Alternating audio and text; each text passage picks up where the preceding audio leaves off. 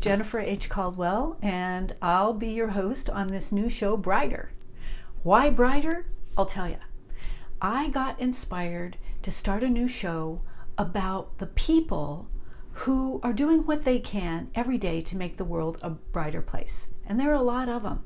You always read about them in the Facebook pages or just little stories everywhere. So I thought, I want to interview those people. I want to talk to those people. And I want to put that out there to the world. So these people may be famous, they may be just average Joes or Janes, but they're all doing what they can to make the world a brighter place. And hey, that's pretty great, right? So I'm really excited that my very first guest is going to be a woman that I actually know. Her name is Martha Escudero, and she's part of a group called Reclaiming Our Homes. Now, Reclaiming Our Homes is all about housing being a human right. And right here where we're standing, with first of all, the public health crisis of homelessness in the first place, pre-COVID-19, 3 homeless people in the city of Los Angeles were dying per day. And that's before the virus hit. So we've got the homelessness issue, we've got the virus issue. Right now we're supposed to be sitting in our homes, safe, keeping ourselves safe, keeping others safe, and that's hard to do when you don't have a home. So there are a lot of movements happening. One of them is called Reclaiming Our Homes, and Martha's part of that. She has reclaimed a home in El Sereno because guess what? I guess turns out there are hundreds of homes owned by the state that no one's living in. They're just sitting around vacant, sometimes for decades, like 30 years. So these moms are taking over these homes. Martha lives there with her daughters, 2 young daughters, aged 8 and 10. And she was inspired by this group called Moms for Homes up in Oakland. They right now are taking a lot of steps towards a deal that they're making. They're in negotiations to actually purchase the home that they took over as a public land trust. So, hey, there are solutions out there. We can do it. So without further ado, let's get to my interview with Martha, which happened last week. Good morning. By the way, good morning. How are you this morning? I'm good, thank you. How are you? I'm good. Kind of early for me, probably not for you. Are you an early riser? Yeah, I usually get up around this time. Yeah. Well, it's kind of nice. You hear the birds, the sun. Yeah, it's nice. So, this is the inaugural addition to my show called Brighter. So thank you for being my first guest. I'm really excited to have you talk about how you are doing what you can to make the world a brighter place. And you're probably doing a lot of things to do that. But the one thing I wanted to talk about specifically today was your participation in the Reclaiming Our Homes, I believe it's called. Yes. Yeah. So first of all, I guess maybe tell us how you tell us what the group is all about. Okay. So with Reclaiming Our Homes, I was inspired by Moms for Housing in Oakland. And then I went around like asking people if anyone would want to do this in Los Angeles. And a friend of mine, Angela Flores from the Eastside Cafe, was also inspired by them and was letting people know that there's vacant homes here in Los Angeles. Pretty much made a call out to see if anyone was interested. Then through a friend, I got a contact from Amy from ACE, one of the organizations supporting us. And she was working with Moms for Housing as well. So my friend I'm sorry, what is the name of the group in Oakland again? Well, it's called ACE. Okay. ACCE. ACCE. Do you know what that stands for? I always forget the acronyms, but I know it's for community empowerment. Okay. The last, and then they do a lot of housing issues. Okay. All right. And in regards to housing. Mm-hmm. So I was in contact with them, and at the same time, another reclaimer, Ruby Gordillo, was also doing some canvassing around the area and ran into the Eastside Cafe. So we've been in contact for a few months and talking about this. Then when the coronavirus was really pretty much starting to get really more attention here in the United States is when we actually did the action, and we weren't really planning it, but it just made it a lot more immediate, like the urgency to have secure housing. So this happened on March 14th when we took the first house, which was the house I'm living in now. And what we're really trying to focus on is that we all know in California, living in California, that we have a housing crisis. We know rent is really high. A lot of people that are working, that have jobs, can't even afford rent. There's a lot of people in really crowded situations. Mm-hmm. So there's just a lot of housing insecurity. Like everyone's a paycheck away from being without a home. So I feel like even if a lot of us aren't literally on the streets in encampments, which a lot of people are, we see them in every city, encampments that are. And excuse me, this was even before the pandemic, right? Yes. Mm-hmm. This has been going on for years. Yes. There's a lot of people in shelters. They don't have sufficient shelters for everybody. And so we all see, living in California, I feel like we all see this, but what we're not aware of is that there's also a lot of vacant homes. For example, here in El Sereno, where I'm at, there's 40 vacant homes owned by Caltrans, which is state-owned.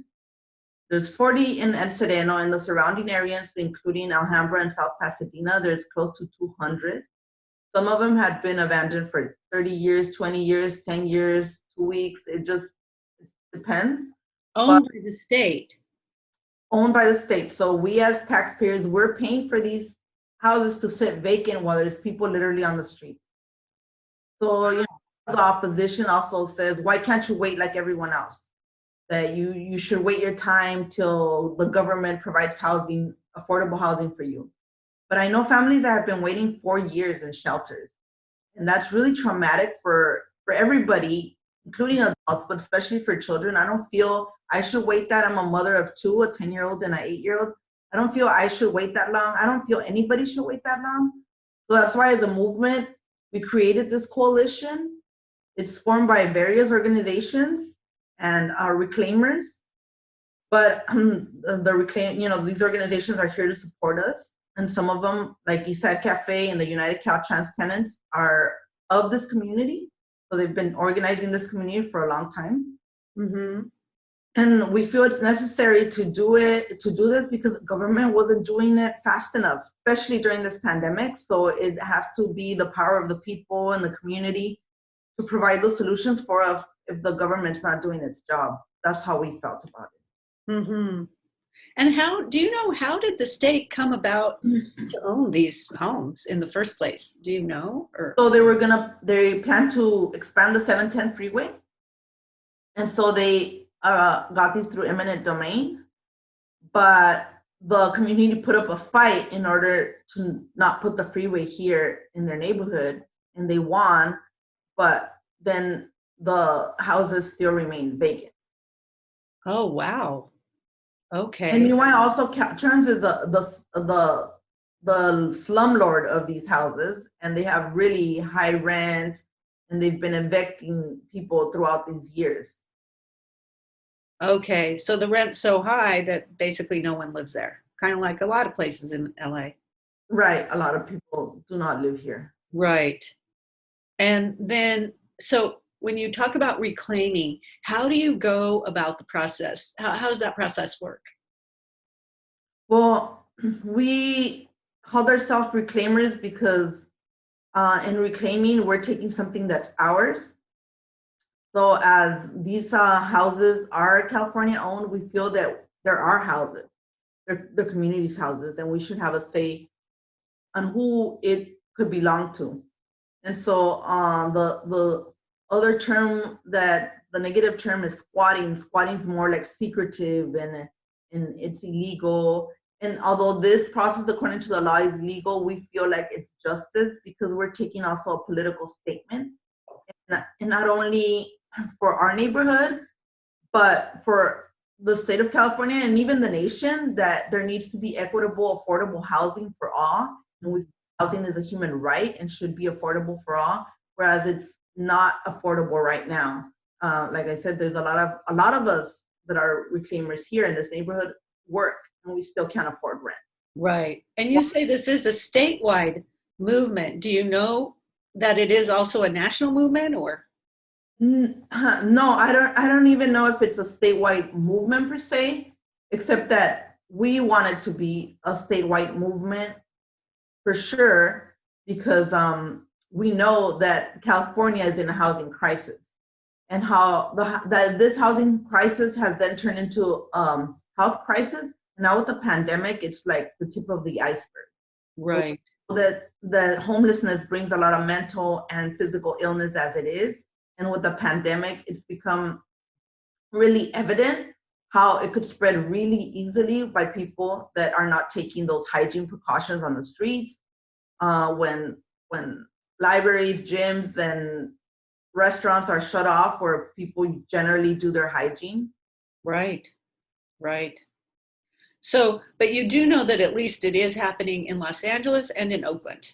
So, And yes, uh-huh. yes, and then also there is a movement nationwide called Cancel Rent that's very similar, not necessarily reclaiming our homes, but they do support our movement. Mm-hmm. Working on canceling not only rent but mortgages to individual people, because we know that the bailouts are going on in corporations, but they're not addressing the regular people, individuals, and the check that they're giving is really like nothing compared to what people are suffering without jobs now with this pandemic.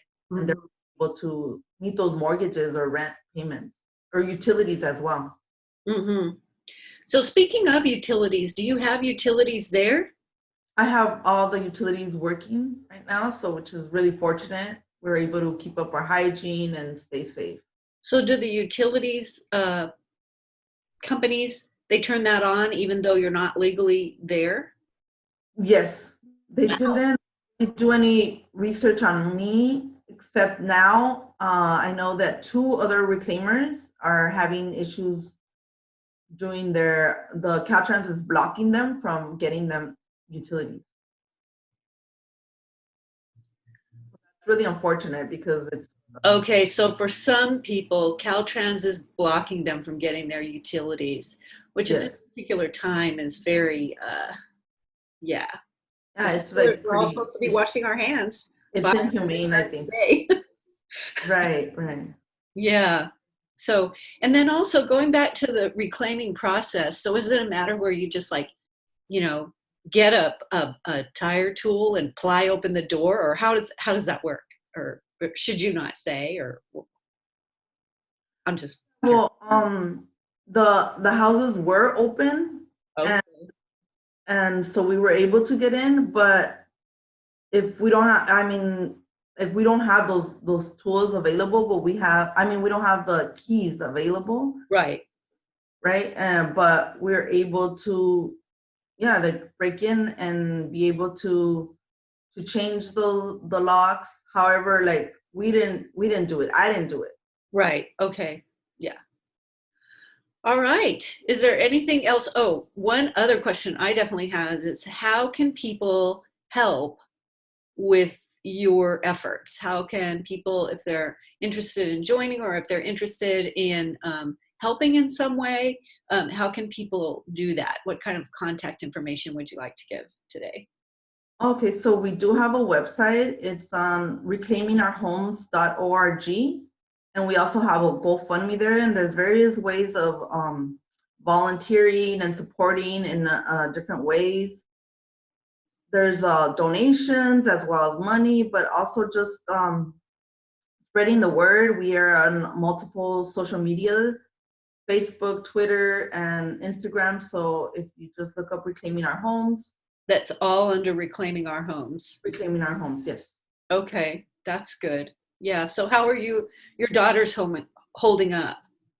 Oh, they're doing really good. They really like it. A lot of the supporters have been helping build a garden. We have a garden called the Garden of Love and Kindness. They named it like that. And we have edibles and veggies and all kinds of good stuff growing. So hopefully by a few months they'll start sprouting. Yeah. Well, thank you, Martha, for telling us about this movement that you're involved in. It's really Thank great. you so much. Thank you so much for having me here. Is there anything else that you want to add? Uh, just that, the fact that housing is a human right and we want it to be affordable to everybody, regardless of income. So that's your main point. Yes. Mhm. Okay. Thank you so much. Thanks for making the world a brighter place. Thank you.